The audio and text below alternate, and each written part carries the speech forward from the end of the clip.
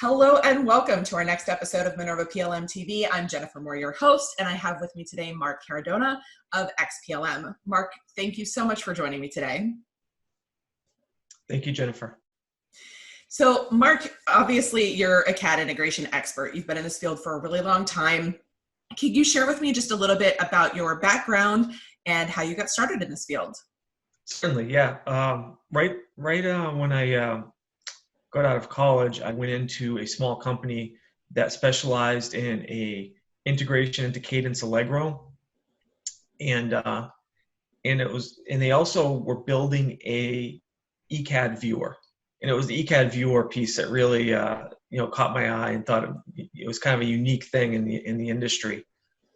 There were viewers for the different various CAD vendors, but one viewer that could work with all the different ECAD vendors out there was a pretty unique idea at the time. And from there I worked there for about 5 years. My schooling was electrical engineering, so it was a good fit. And then we were bought by PTC for the ECAD intelligence, and that's where I really I became a product manager for the ECAD viewer, and then kind of added on additional pieces like ECAD, MCAD collaboration, and then finally the ECAD integration to PLM. And that's really where I got my PLM experience, was at PTC. That's excellent. And obviously XPLM supports like every major PLM integration globally. And your background coming from an electrical engineering perspective and then working directly with the ECAD environment, I'm sure is really helpful now in your role. So given that PLM was kind of born from the mechanical CAD world, the case for MCAD integration is pretty much not questioned. It's a given. But can you just spend a couple of minutes talking with me about some typical integration scenarios and why companies should consider integrating on the mechanical side? Yeah. So I've already said I'm an electrical engineer, so mechanical engineering is not my forte, right? But it's interesting because there are so many parallels with the ECAD and the MCAD and why an integration is needed that I can actually talk the talk really when it comes to MCAD. You don't need to know how to actually create a model in the CAD tool to understand how to store the data in a way that multiple users can access it, version control it. And one of the biggest things of an integration really is eliminating manual data entry or manual uploads. Anything you have to do manually that we can automate as part of the integration is really kind of where the value of an integration comes in. And just like you said, I mean, the MCAD integrations really started with PDM, right? With PDM systems and users getting their data out of their local machines and into a PDM system, so that you don't have 5 users creating the same mechanical part and giving it a different part number, right? Now we have a PDM system where we can be getting sharing our data with all of our users, so that we're not creating redundancy, which adds costs, right? And where we're increasing basically the productivity of our design. And one of the bigger things today, now we're talking more PLM and not PDM, is the BOMs, right? When you transfer from a PDM to a PLM, adding parts to the mix, right? And getting bill of materials into your PLM system is where you get a lot of the value, because once you have a BOM in PLM, then you can take advantage of all sorts of other modules of PLM, like let's see, quality requirements. I don't know, the list goes on, and the different supplier management, stuff like that, right? Of what interacts with parts. And do you want to have to put your BOM into PLM manually, or do you rather have an integration do it for you? And I think the answer is always going to be, have the integration do it for you. It's less time for your engineers to be doing paperwork, and they can spend more time doing design.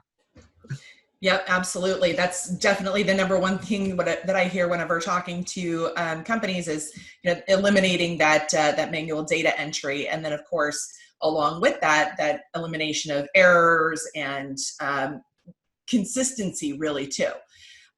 So that's perfect. Thank you so much. And obviously we've talked a lot about just MCAD integration today and the basis for that. And you've already kind of brought in a little bit of the ECAD storing being the same. Are there any differences between the two integrations? Like, is there something different that comes out, or a different experience between the two? There are quite a bit of differences, and it's it's interesting when you really start to look at the differences between the two, and what is required for an MCAD integration versus an ECAD integration. I mean, there are similarities. At the end of the day, you're getting a BOM in your PLM system, and that BOM is also tied. There's linkages between your BOM parts and your documents, right? Your CAD documents. And the way that a mechanical BOM works, you're going to have a one-to-one. There's going to be a mechanical document that goes to the assembly. There's going to be one for the part, one for this next part, right, and on and on. Whereas on the ECAD side, the data model is a bit different. It's more tailored toward what the ECAD team needs to put into the PLM system to version control for their design and send off to manufacturing at a later time, right? So the data model is very specific to ECAD, and it's also that's also a very important part of the whole story, right? Is building that data model, and again, with the automation of the integration, it builds that data model for you.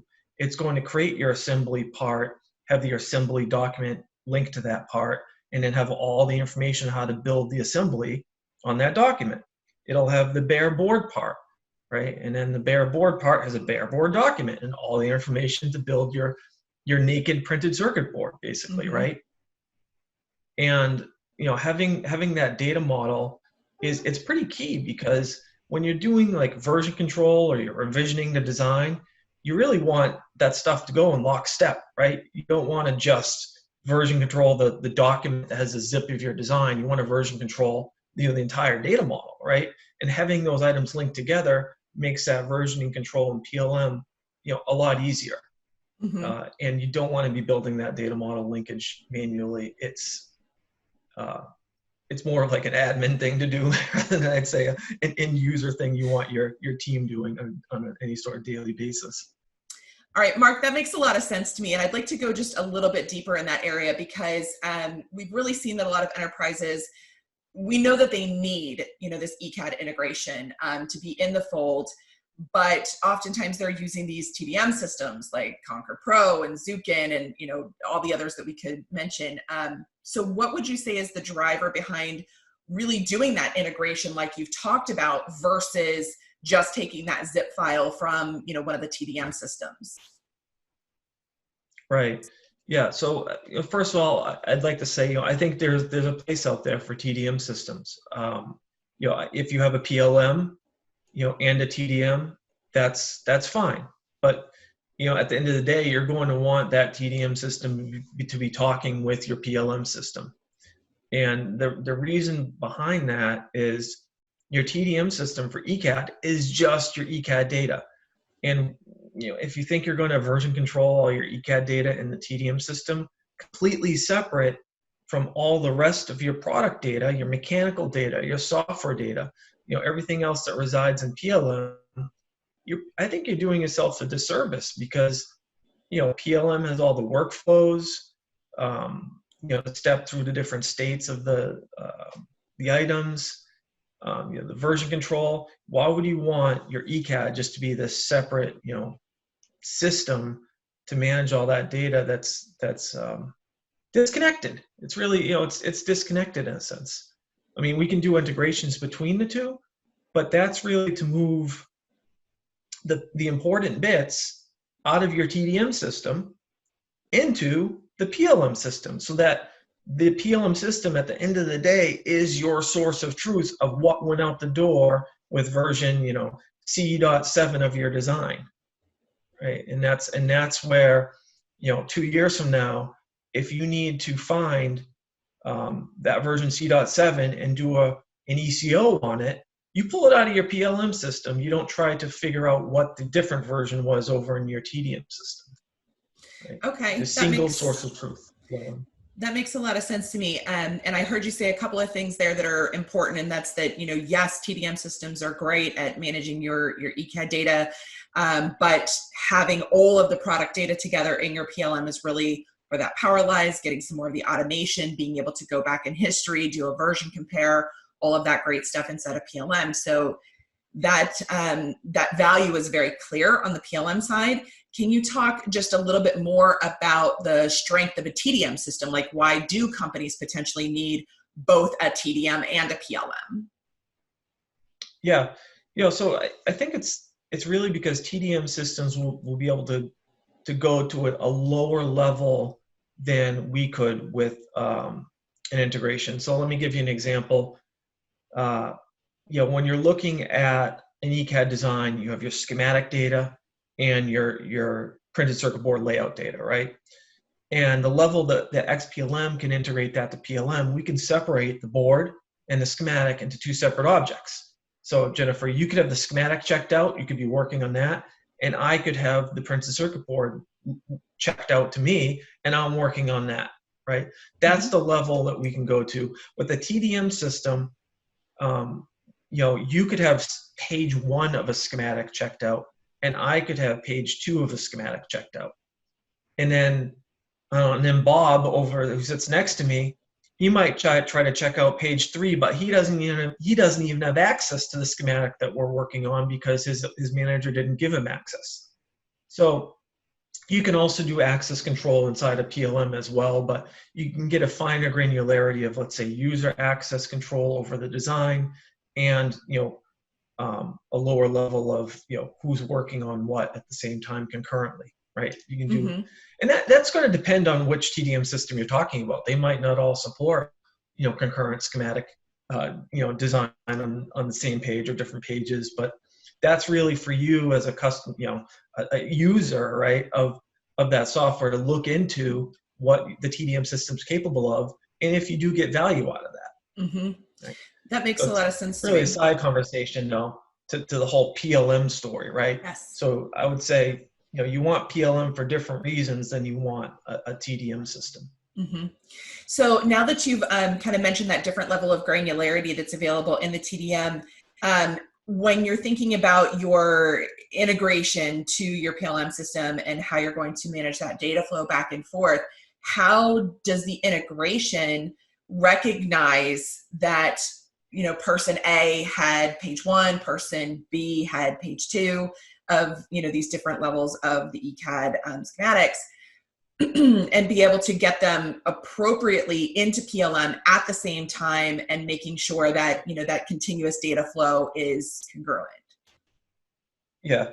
So when you have let's say a TDM system where you're doing a lot of check-ins and checkouts with multiple users, right, of the design. If it was just one user, right, using the TDM system, then whatever, that one user is going to integrate into PLM when they're ready. It's very simple. If you have multiple users, one of those multiple users has to be wearing a hat of the PLM integrator, right? And it's that person that's going to make sure that you, Bob, anyone else is done with their design, and we're at a state when we want to put the design into PLM. And by the way, that in itself is that topic goes a little bit deep. When do you put your design data into PLM, right? Do you do it at staged gates? When I say stage gates, it could be early BOM is available inside of your schematic. The next gate might be schematic complete. The next gate after that might be components placed, routing placed, routing complete, right? Or you could have very simple gates, that goes from early BOM straight into ready for final review, right? And it's up to you as a company, what the cadence you want to be putting data into the PLM system is. Mm-hmm. And that's one of those things that not, it's almost like not every, that's one of those things, it's very different from company to company how they want to do that. Just like part naming conventions, right? Some companies have prefixes and suffixes. Others, they say, let's just use the part auto numbering scheme from PLM, Mm-hmm. right? And that's a wonderful thing about an integration is that, we've been doing these integrations long enough that we can handle all these different cases, right? As part of the solution, which is nice. Absolutely. So throughout the conversation, you've mentioned a couple of things, obviously having your ECAD directly integrated to the PLM, whether through a TDM system or not, personal choice, a lot of value, biggest value, making sure that your ECAD data is in lockstep and the BOM and the metadata and the where used and all of it, background information is all synchronized in a single source of truth that you can look back upon. And that you can kind of tailor the integration to meet your needs, including when it ultimately ends up in PLM. Are there any other elements that would be tailorable to an ECAD to PLM integration that a company should be thinking about before they, take that plunge? Because it's a bit of a different animal than MCAD. So. Different elements that should be tailored. One of the things that we'll do when we're working with the customer is we generally hold a workshop, right? Mm-hmm. When we work with the customer to understand what their needs are, because in a 1 hour call or something, especially if you have multiple groups within the company, right? You'll find out group A is doing something completely different from group B, and sometimes you'll find out group A has a completely different ECAD library than group B. And, the answer might be, guys, go get your ECAD library consolidated into a single library first, then come talk to us about integration. Because if you have, separate libraries, you're just basically introducing duplicate parts within these two groups at the CAD level. And you're wasting your engineers are wasting their time creating footprints and symbols in two separate libraries rather than consolidating to one. And then we would have that single library, right? The single consolidated library is what we would focus on getting integrated into PLM. Now, sometimes it always depends on the customer, right? Sometimes there's a very good reason why they have two libraries or two separate libraries. And if that's the case, we'll create two separate integrations, one for library 1 and one for library 2. And with that approach, you can do some really cool stuff, like if both those two libraries will be connected to the single PLM system. So whenever you go to create a new part, what you do is you start that new part from the PLM system, right? And then that new part can be sent to the two different libraries. And maybe if it's not needed in library 1, that user can just skip the workflow to create the the information, but the other guy can go forward and complete the workflow so the part's available for his engineer. Mm-hmm.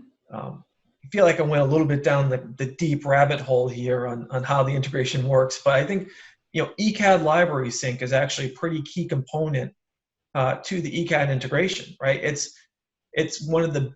probably the biggest difference actually from the MCAD integrations, is that with ECAD we have the separate library synchronization process to keep your ECAD library up to date with what you have in the PLM system. And just to make that very clear, we're not touching footprints or symbols or the actual geometries, right? We're synchronizing the metadata. Mm-hmm. Is that part released? What is the PLM part number that goes with that part? What's the resistance value or capacitance values? Mm-hmm. What are the tolerances? All that metadata that you'd want to move back and forth. And that's another subject that's always different from customer to customer, is how much of that data in their ECAD library do they want to be in PLM, right? And synchronize. Mm-hmm. And that's it's one of the fun things. Every customer we end up doing it a little bit differently, but the framework we have supports pretty much anything. You can have one attribute synchronizing from PLM to CAD library, and another attribute next to it synchronizing from CAD library to PLM when you click the sync button. Mm-hmm. It's all configurable, with the rules file that we have. Well, that makes a lot of sense to me, Mark. This has been incredibly valuable. Thank you so much. Are there any final thoughts that you'd like to share? I mean, I know we've covered a lot of ground today, but any final words of wisdom? I think if you're still, I know there's a lot of companies that have MCAD integration, and that really stems from, them having a PDM system, which may have turned into a PLM system, like, a PTC Pro Intralink turned into Windchill magically over time. And they might not be using that PLM system to its full potential. A lot of them aren't, Mm-hmm. and that's one of the things I learned, is that it's still just being used for PDM. They're not even building parts to build bombs and taking advantage of PLM. I would say try, don't just continue to use a PLM system as a PDM system. Think about the value that you can get out of that PLM system to make your processes more streamlined. At the end of the day, saving you time, right? From doing things manually, and and also making it more accurate, right? Getting accurate data into the PLM system so that when it gets sent to manufacturing, it's they have an accurate view of the data. Mm-hmm. So I'd say make sure you're getting the most out of your PLM investment, and as part of that, getting the most out of it, getting an integration in place for ECAD and MCAD to get that data into PLM is always a smart move, I'd say. So with that, Absolutely. I think that's fully agree with you, Mark, and that's definitely something that we hear a lot from people that we're talking to as well, where they're saying, it's not just about getting information to manufacturing where they have that MBOM, but that they also understand the design intent behind it, and the visibility to the EBOM is so helpful as well whenever questions come up. So that process control and that fluid information flow is it's all really great. So definitely want to bring you back again and dig deeper into the integration topic. We did cover a lot of ground, but we've still only just scratched the surface. So thanks again for joining me today. all right. Thank you, Jennifer, for having me on. This was fun. Awesome. And to all of our viewers, if you like this content, make sure to hit the like and subscribe button so you never miss another episode. And of course, if you have a question that you'd like to see answered, particularly around CAD integration or from Mark, let us know. We'll be sure to get that answered in a future episode or a blog coming to you soon. Thanks so much, everyone, and have a great day.